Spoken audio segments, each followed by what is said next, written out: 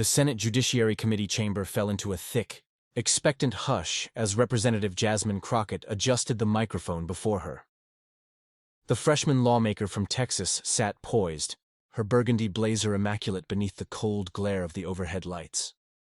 Across the long mahogany table, Senator Ted Cruz rifled through a neat stack of documents with the unhurried ease of a man used to being the smartest, loudest voice in the room. But what was about to unfold would mark a turning point, not just in that day's hearing, but in how millions would come to see both of them. Before we continue, don't forget to like this video and subscribe, because what you're about to witness is something that rarely happens in Washington. Ted Cruz, at a loss for words. The air in the hearing room was tight with tension. Cruz had already cut off Crockett 5 separate times during her testimony on the proposed Voting Rights Restoration Act, each interruption delivered with his trademark condescension. Everyone watching sensed a sixth was inevitable. But this time, Crockett wasn't just ready. She was waiting. What had begun as a routine session was about to become the most replayed moment of the political year. "Senator Cruz," she began, her voice even but edged with quiet authority, "so far today, you've interrupted me 5 times. Let's see if you can reach 7 before I finish explaining why your arguments aren't just mistaken. They're fundamentally false." A ripple ran through the audience. Reporters leaned forward. Cameras refocused. C-SPAN's live feed numbers spiked in real time. For once, Cruz's smooth confidence faltered, replaced by something unfamiliar, discomfort.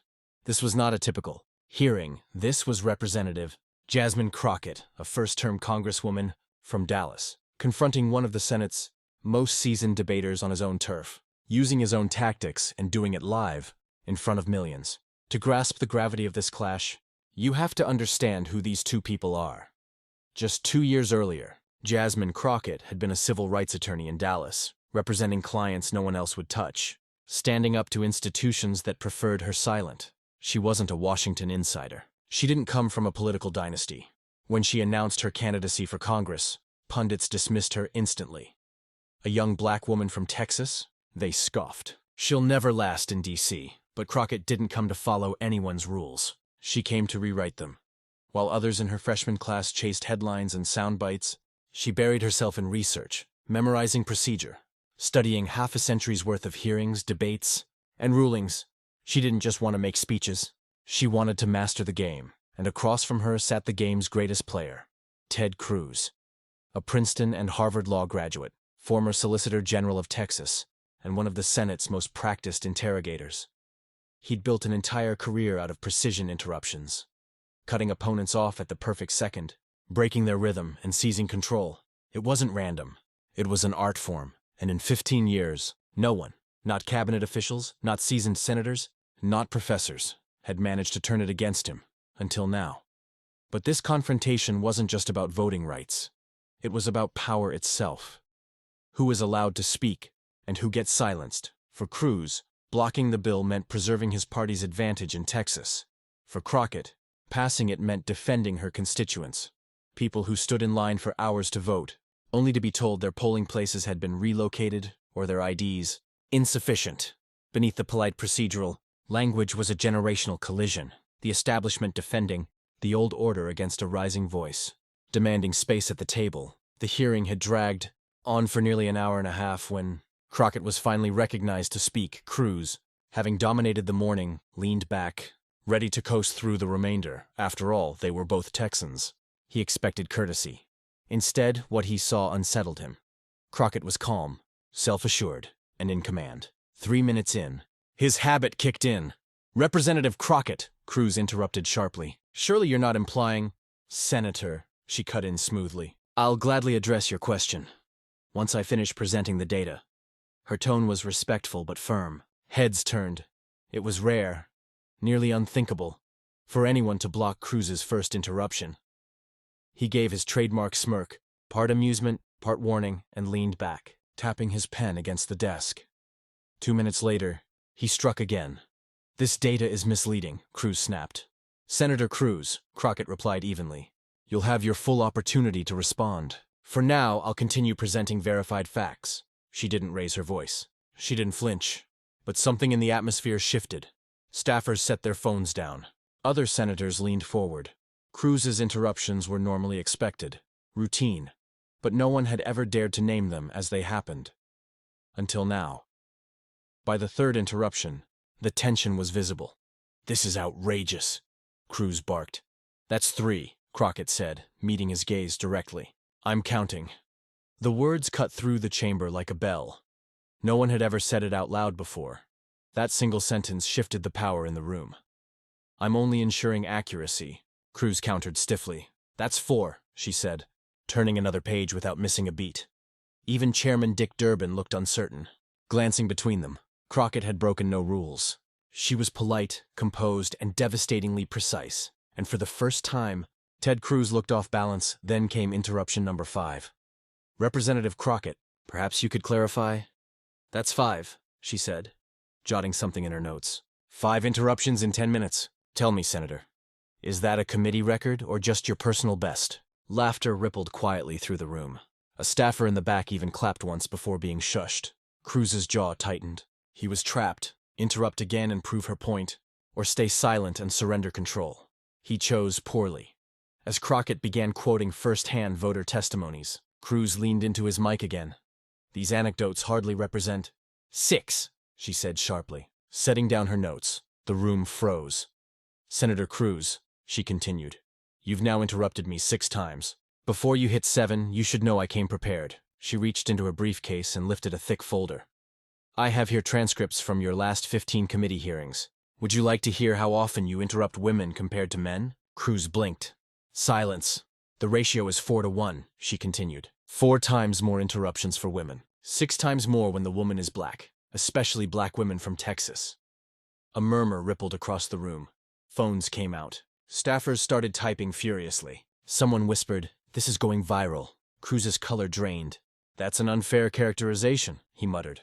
"Is it?" Crockett said, flipping through pages. January 15th, Professor Angela Davis. Interrupted 17 times in 30 minutes. February 3rd, Dr. Patricia Williams.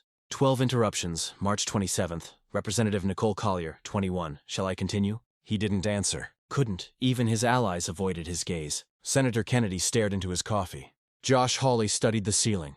"This is an ambush," Cruz said finally, his voice tight. "No, Senator," Crockett replied, eyes steady. "An ambush is cutting someone off 6 times while they're presenting verified data. This is called preparation. There's a difference." She turned back to her slides as the camera zoomed in on Cruz's stiffened face.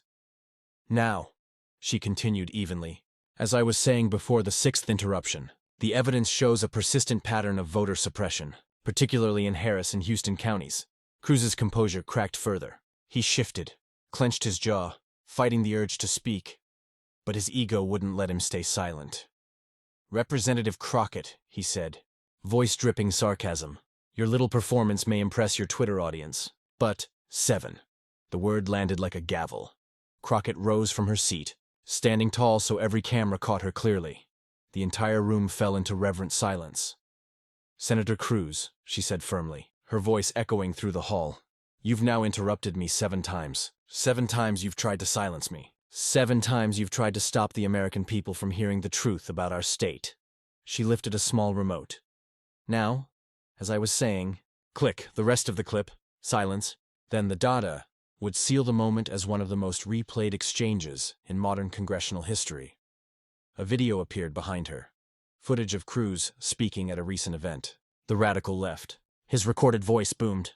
"Wants to silence conservative voices. They can't win on ideas, so they try to stop us from speaking." Crockett paused the video. "Interesting philosophy, Senator," she said evenly. "So, tell me, what exactly are you doing right now?" The room was still. The only sounds were the hum of the air conditioning and a few uneasy breaths. Cruz sat motionless, caught between anger and disbelief. A moment later described by photographers as when he realized he'd lost control of the narrative. But Crockett wasn't finished. "You know what the real issue is, Senator?" she continued, walking slowly along the table like a prosecutor. "You've done this for so long you no longer see it. The constant interruptions, talking over people, ignoring voices that don't sound like yours. It's become a habit." She pressed the remote again. A montage began. Clips of Cruz interrupting witnesses over the years. Women, people of color, activists, seniors, one after another. His voice cut through them all. "That's inaccurate. You're misunderstanding my point. Let me explain what you mean. That's just not true. The clips formed, a near-rhythmic pattern of interruptions. When it ended, even some of Cruz's colleagues looked uneasy. Senator Susan Collins scribbled in her notebook. Senator Mitt Romney covered his mouth, but his expression said enough. More than 143 interruptions in 6 months, Crockett read from her notes. That's one interruption every 12 minutes of testimony. But when Fortune 500 CEOs testify, it drops to once every 45 minutes. When oil executives speak, once per hour. But when it's someone like me, it's every 3 minutes. Cruz finally spoke. This is character assassination. No, Senator, Crockett replied evenly. It's mathematics. Numbers don't lie. They carry no political bias. They simply reveal the truth. And the truth shows a clear, undeniable pattern. She walked back toward her seat, but didn't sit. Instead, she opened a thick folder. Would you like to know what else my research uncovered, Senator? Cruz tightened his grip on the edge of his desk, his knuckles pale. This is not what this hearing is about, he said sharply. Oh, but it is, Crockett interrupted for the first time. This hearing concerns voting rights, about whose voices are heard and whose are silenced. And you, Senator Cruz, have just illustrated how that silencing takes place. She opened the folder. Let's review your voting record on election-related legislation. In 2019, you voted against the Voting Rights Advancement Act. In 2020, you opposed the John Lewis Voting Rights Act. In 2021, you voted against the For the People Act. And during those hearings, you interrupted witnesses supporting those bills an average of 8 times each. Those bills were examples of federal overreach. Cruz began, but Crockett cut in firmly. I'm not finished, Senator. I didn't come here to argue. I came to present evidence. Evidence that you've consistently worked to make voting more difficult while dismissing or interrupting those who call attention to it. She unfolded a large map of Texas, pointing to marked counties. Here are the areas where polling places were closed. Your campaign received donations from organizations that actively lobbied for those closures. Is that just a coincidence? Cruz rose abruptly. I don't have to sit here and listen to these baseless claims. Then don't sit, Crockett replied sharply. Stand and be accountable. Stand and explain to the people of Texas why they should wait 8 hours in line to vote. Stand and tell them why their voices matter less than your donors. The room came alive. Staffers stood for a clearer view as C-SPAN cameras switched between Cruz and Crockett. Online Noor 7 interruptions was already trending. Cruz, drawing on years of debate experience, tried to regain control. Representative Crockett, he said, your performance today shows exactly what's wrong with modern politics. Instead of discussing real policy, you're creating a spectacle, grandstanding for social media while serious legislators try to work. This is why freshman representatives should learn to what, Senator? Crockett interrupted calmly. Learn to stay quiet. Learn to accept constant interruptions. Learn their place. She held up her phone for everyone to see. Do you know what this is, Senator? This is democracy in the 21st century. Right now, over 3 million people are watching this live, watching how you treat those who dare to disagree with you. 3 million voters are seeing in real time what you truly think of their right to be heard. She placed the phone down and lifted one final document. This, she said evenly, is a letter signed by every Democratic member of the Texas House of Representatives. Cruz stayed silent. He remained standing, but his posture had weakened, shoulders tense, face flushed, his confidence fading. This letter, Crockett continued, expresses their support for federal voting rights legislation. They've seen what happens when those protections vanish. They're tired of watching their constituents be systematically silenced. And finally, let me quote directly. We stand with Representative Crockett as she speaks truth to power. No matter how many times she's interrupted, applause erupted across the chamber. It wasn't just Democrats, staffers, reporters, even some security officers joined in. The sound filled the room as Chairman Durbin pounded his gavel, struggling to restore order. Cruz leaned toward his microphone, shouting above the noise. This is a violation of committee rules. Chairman Durbin, I demand 8, Crockett interjected smoothly. Laughter followed, not mocking, but knowing. The kind that comes when truth becomes undeniable. Cruz froze speechless. After a pause, he gathered his papers, turned, and walked out. The heavy door slammed behind him, echoing through the chamber. Cameras flashed, phones recorded, and the audience sat in stunned silence, realizing they had witnessed a moment bound to go viral. Crockett waited for calm before speaking again. Mr. Chairman, she said professionally, I'd like to continue my presentation on voting rights. Without interruption, it should take about 10 minutes. Durbin, still visibly shaken, nodded. The witness may proceed. Before she could continue, Senator Elizabeth Warren rose from the back and began a slow, deliberate clap. One by one, others joined. Democrats, independents, even a few Republicans. Something had shifted in that room. When the applause faded, Crockett resumed her testimony. For 10 uninterrupted minutes, she presented her findings clearly and precisely. No one spoke over her. As she finished, she gathered her materials and walked toward the door. Before leaving, she turned back with a faint smile. Oh, and Senator Cruz's interruption count today. That's actually below his average. Last year, he interrupted Congresswoman Sheila Jackson Lee 14 times in 20 minutes. So technically, this was progress. The room burst into laughter again as she exited, her footsteps echoing against the marble floor. Behind her, the committee buzzed with energy, the moment already flooding social media. Within an hour, her testimony became the most watched congressional hearing in C-SPAN history. News outlets called it the 7 interruptions heard around the world. Political analysts described it as one of the most effective takedowns of a senior senator ever broadcast. But the real success wasn't the confrontation. It was what followed. Crockett's data, her research, and her arguments about voter suppression dominated national headlines. The public conversation shifted from personalities to the issue itself. Cruz tried damage control, releasing a statement accusing Crockett of staging a viral stunt instead of focusing on policy. But his rebuttal was quickly overshadowed by newly resurfaced footage. Clips of him interrupting female witnesses in past hearings. A viral compilation titled "Ted Cruz Interrupts Women for 10 Minutes Straight" hit over 50 million views in just one day. Even some Republican colleagues began quietly distancing themselves. Senator John Cornyn was among the first, telling reporters, "Everyone deserves to be heard in committee hearings without unnecessary interruptions." Senator Lisa Murkowski was more direct. What we saw today was long overdue. But the most surprising response came from former Republican Senator Bob Corker, who tweeted, "I served with Ted Cruz for 6 years. What Representative Crockett did today is something many of us wanted to do, but never had the courage to. Bravo." Crockett's victory was undeniable. Yet she avoided personal celebration. In every interview, she redirected attention to the central issue, voting rights. Speaking with CNN's Jake Tapper, she said, "This isn't about me versus anyone. It's about protecting every American's right to be heard." Senator Cruz said, "It's about ensuring every American has equal access to the ballot box." If highlighting interruptions helped people notice that, it was worth it. The fallout from what became known as the 7 interruptions hearing rippled through American politics quickly. Within 24 hours, the incident had moved beyond politics into popular culture.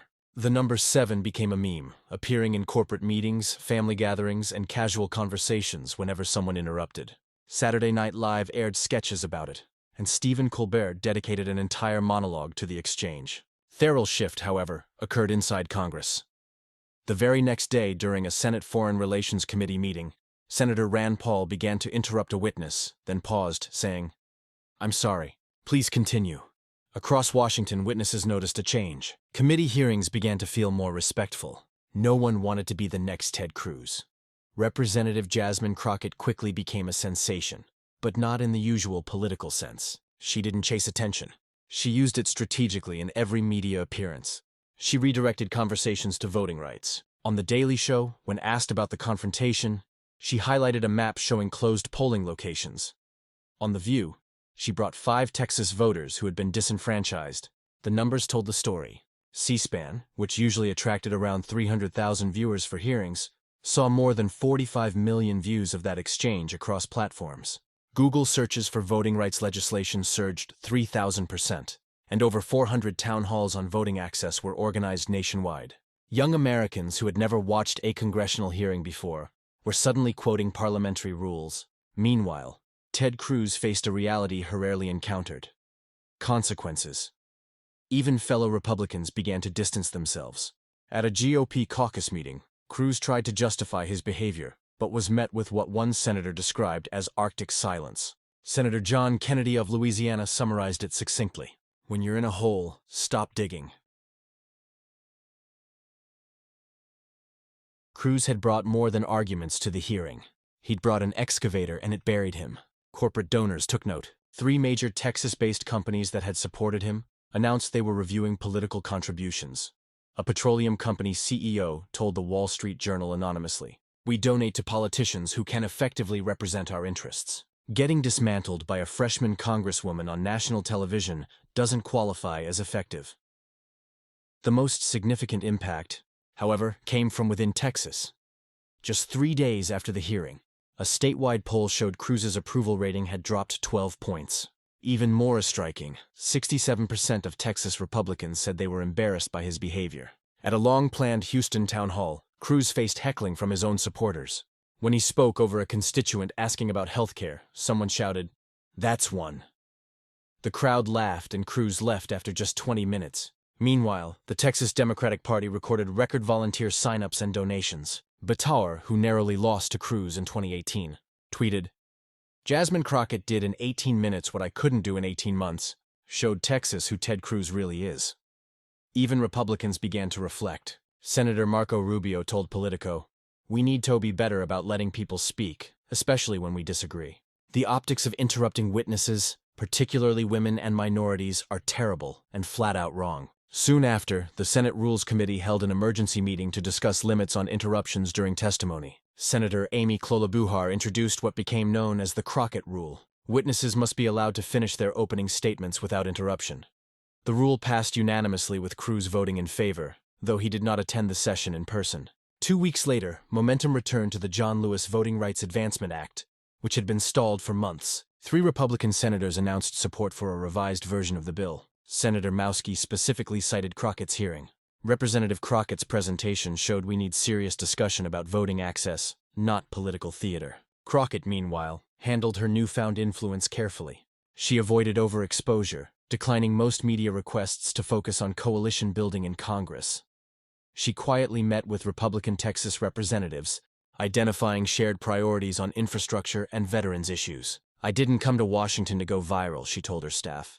"I came here to get things done." The impact extended beyond politics. Across corporate America, women began to push back against interruptions in meetings. Harvard Business Review published an article, "The Crockett Effect: How Counting Changes Conversation," noting a 40% drop in interruptions where the incident was cited. Universities began teaching the moment in political communication and leadership courses. A Georgetown professor called it a masterclass in preparation, meeting opportunity, analyzing Crockett's timing, tone, and evidence frame by frame. Globally, the moment resonated. The BBC aired a segment on political takedowns, and a British MP tweeted that she was taking notes, calling it American political theater at its sharpest. 3 months later, when the voting rights bill came to a vote, something unprecedented occurred. Ted Cruz abstained. He didn't vote for it, but he didn't vote against it either, reportedly to avoid another public clash with Crockett, who was expected to testify. The bill passed by 2 votes. At the signing ceremony, President Biden invited Crockett tossed in beside him. As he signed, he whispered, "7 interruptions, huh? I've been in the Senate for decades. Never saw anything like that." Crockett smiled, composed. The moment wasn't about her victory. It was about millions gaining access to the ballot box. Still, she allowed herself one quiet moment of satisfaction. As she exited, a reporter asked, "Representative Crockett, any message for Senator Cruz?" She paused, smiled slightly, and said, "I hope he's learned that every voice deserves to be heard." The reporter pressed, "Do you think he has?" Crockett replied, "He's been pretty quiet lately." That's a start. The incident's impact endured. Political science textbooks included the confrontation as a case study in effective communication. A documentary team followed Crockett for a year, producing an Emmy-winning film. Cruz attempted image rehabilitation, going on a listening tour in Texas, refraining from interruptions, hiring a new communications team, and even joking at a dinner. "I learned to count to 7 the hard way." Yet in every committee hearing after, someone was counting. A year later, at the Washington Press Club dinner, Crockett received the Political Moment of the Year award. In her speech, she reflected, "People ask if I planned it. I prepared for it. But you can't script authenticity. You can only be ready when the moment arrives. Senator Cruz gave me a chance to show what millions experience every day, being silenced, talked over, dismissed." She paused, concluding, "Sometimes the most powerful thing you can do is count. Count the interruptions, the votes, the closed polling places, the hours people wait to cast a ballot. Make the invisible visible. That's how change happens." One number at a time, the audience applauded, even some Republicans. Cruz wasn't there. His absence spoke volumes. As Crockett left the stage, a young intern approached. "Representative Crockett, thank you. I get interrupted all the time in meetings. Now I count. Knowing the number gives me power." Crockett smiled. "That's the thing about counting. Anyone can do it. You just need to pay attention and refuse to be silenced." Therapal effect continued. Political scientists tracked an interruption index, measuring how often lawmakers interrupted witnesses by gender, race, and age. Findings prompted reforms. In Texas, voter registration rose 23% in counties most affected by polling closures. Young candidates inspired by Crockett ran under the slogan, "Every voice counts." The Texas Tribune launched after 7, documenting the cultural shift since the confrontation. Cruz eventually announced he would not seek re-election, officially citing new opportunities. But insiders understood his political power had waned. Yet the confrontation's true legacy wasn't Cruz's decline. It was the transformation of discourse. Hearings became more respectful. Witnesses were allowed to finish. "Let them finish" became a common refrain. 5 years later, Crockett was sworn in as a U.S. Senator from Texas, defeating Cruz's chosen successor by 15 points. Reflecting on the event, she told the New York Times, "I never planned to become the interruption counter. But sometimes, history chooses your role. Ted Cruz thought he was putting me in my place. Instead, he gave me a platform." Asked if she ever spoke to Cruz again, Crockett smiled. "He called about a year later to clear the air. I let him talk for 5 minutes. Then I said, 'Senator, I need to interrupt you.' There was silence. Then he said, 'I deserve that.'" Cruz later taught a course on civil discourse and politics. When Crockett walked into the Senate for her first vote, she carried the same folder from the famous hearing filled with transcripts and data she no longer needed, but refused to forget. Preparation, she understood, wasn't just about winning arguments. It was about changing the rules. The 7 interruptions became more than a viral moment. They marked a turning point in American political culture, showing that real power isn't who speaks loudest, but who refuses to be silenced. Jasmine Crockett didn't just defeat Ted Cruz. She rewrote the playbook for how voices are heard in power. Her lesson endures: count the interruptions, make them visible, and never let anyone silence your voice.